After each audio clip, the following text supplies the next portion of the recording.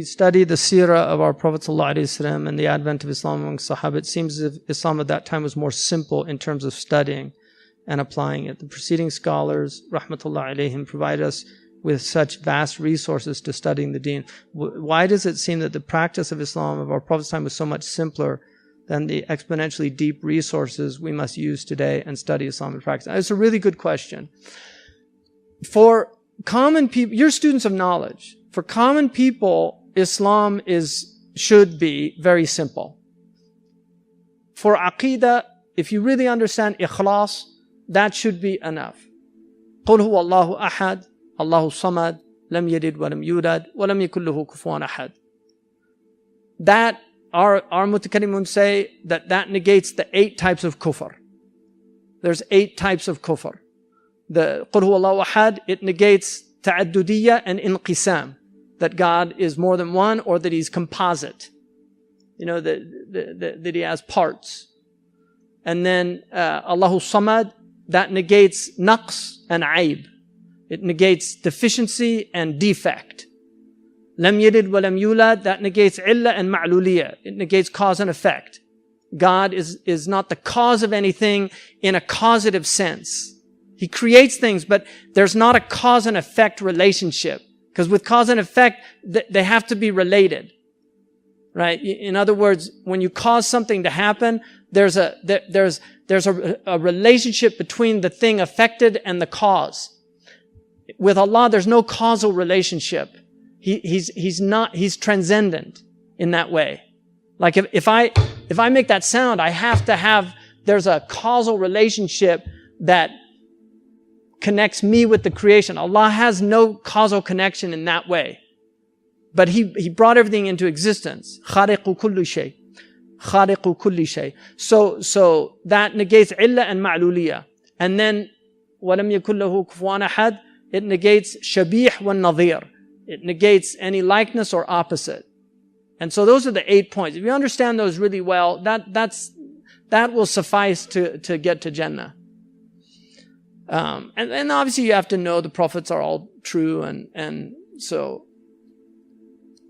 I'm simplifying things, but that is enough. The Prophet said, "Man qala la ilaha illallah dakhala al-jannah." If you say that, you'll get into paradise. Believing there's nothing worthy of worship except the one true. La ma'budu bi haqqin siwa Allah. There's nothing worshipped in truth, because many things are worshipped other than Allah. But in truth, nothing is worshipped other than except Allah. In truth, bi haqqin. La ma'budu bi haqqin illallah.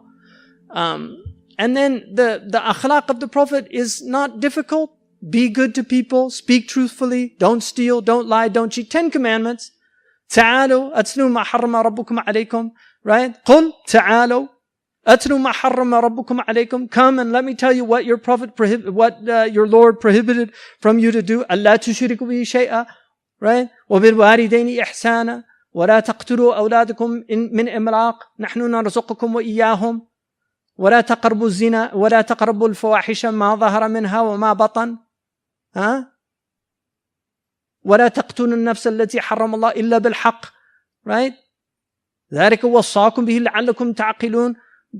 That's the basic akhlaq of the Quran is the 10 commandments. Right? That's not difficult. That's easy. So that aspect. But if you want to know why it's complicated, because language is complicated. Because language bears a lot of meanings. Because when you get into religion is dangerous. And if you leave people just to read these things and think they can understand them without having the depth of knowledge to really understand it, then you have what's going on in the Muslim world right now, where every Tom, Dick, and Abdullah is running around chopping somebody's head off because they disagree with them. So this is a problem. One example, any hadith that is related, the Prophet speaks with different voices. Sometimes he speaks as a qadi. Sometimes he speaks as a mufti. Sometimes he speaks as a hakim.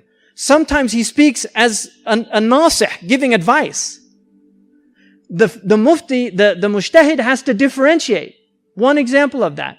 The Prophet ﷺ, when Hind said, Abu Sufyan rajulun shahihun, right? He's withholding. He doesn't give me what I need. The Prophet said, "Khudi min malihi bil ma'ruf."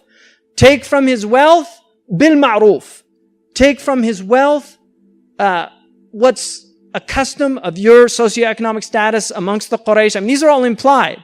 That's what he meant. Bil ma'roof means a woman of your stature in Mecca, take what you need according to what women like you in this society, the urf. Abu Hanifa said that that's mutlaq, so a woman can take the wealth of her husband if he's not giving it to her, and she doesn't have to tell him. Imam Malik said no, he's acting as a qadi there. So Abu Hanifa was saying he's acting as a mufti. Imam Malik said no, he's acting as a qadi. So the woman has to go to the qadi to get that permission. Which one is right? Allahu a'lam. I'm Maliki, you're Hanafi, my wife can't take my money, your wife can. So, you know.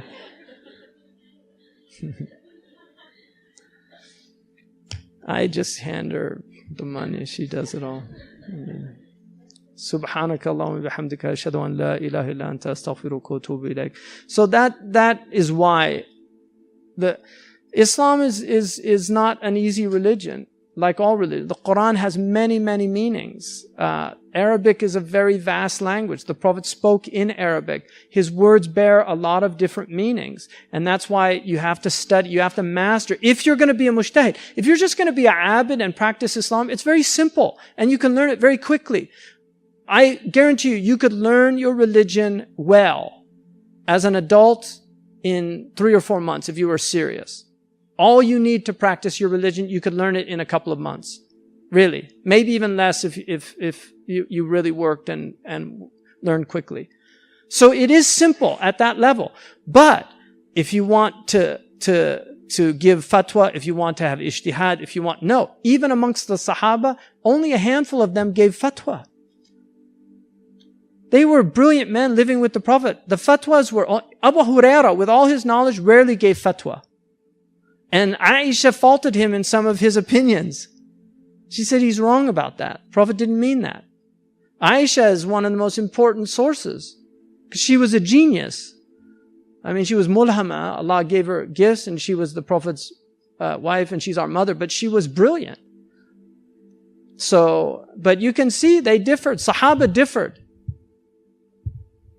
And to learn hadith is very difficult. To learn the maratib al-hadith, to learn the sahih, the hasan, and then the usul.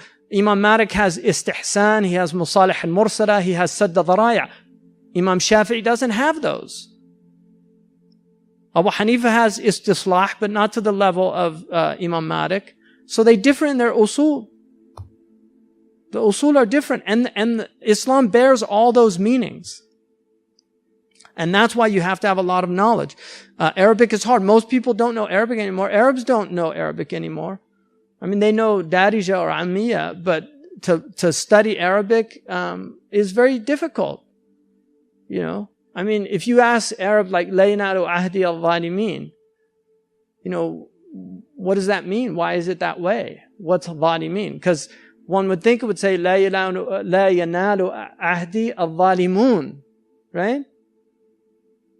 But that's not what it means. Zalimin there is maf'ulun bihi. The ahad is that's the fa'al. You know, the ahad is what naluhu. So, you know, and there are many, many examples like that in the Quran. So Arabic is, and then rhetoric. Majaz, look at the different majazat. There's people that make takfir of people because they don't understand rhetoric. You know, if you say the doctor healed me, that's not shirk.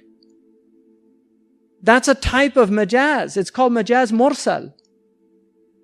It's permitted itlaq as-sabab ala al-musabbib. You can call the means the maker of the means. The Prophet is the shari' majazan. He's not shari' haqiqatan. He's not the lawgiver in reality, but we can call him the shari' because he's speaking on behalf of the lawgiver. The minister speaks on behalf of the king. You can say the minister ordered us to do this, but it's really the king that's ordering you because he represents the king. This is majazat. You know, kinaya is important. The Prophet ﷺ used kinaya in his language. He used words that meant different things. And sometimes they debate about those words, like whether it was kinaya or whether he meant something else. So our religion's vast. Qira'at are vast. Just learning tajweed, the qira'at of the 7 qira'at, that's like a lifetime. If you want to master tajweed, really master. I'm not talking about, alhamdulillah, our ulama said lahn khafi is ma'dhur, most of them, not all of them. But, so if you're not getting your idgham, but as long as you're not making grammatical mistakes and you're pronouncing with the huruf properly, but you don't know the mustahaq, because every letter has a haq and a mustahaq. To master that, there's people that spend several years until they really get it down to perfection. And amongst the Sahaba, there were those that were better than others. So just learning qira'at is not easy to master that. Allah yubarak fikum. It's late. Assalamu alaikum.